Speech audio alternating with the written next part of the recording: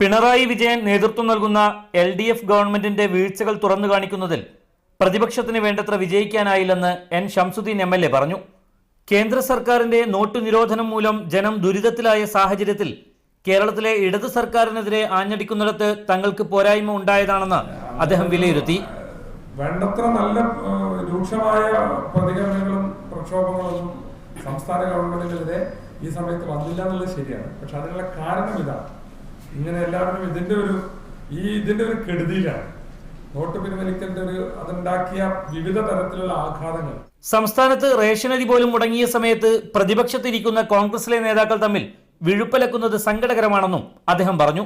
BJPക്കെതിരിൽ പ്രതികരിക്കുന്നിടത്ത് മുസ്ലിം ലീഗിന് ചില പരിമിതികളുണ്ടെന്നത് വാസ്തവമാണെന്നും ഷംസുദ്ദീൻ പറഞ്ഞു. ഖത്തർ KMCC താനൂർ മണ്ഡലം കമ്മിറ്റി സംഘടിപ്പിക്കുന്ന സിൽവർ ജൂബിലി സമ്മേളനത്തിൽ പങ്കെടുക്കാനായാണ് മണ്ണാർക്കാട് MLA N. ഷംസുദ്ദീൻ ദോഹയിലെത്തിയത്. Media 1 Doha.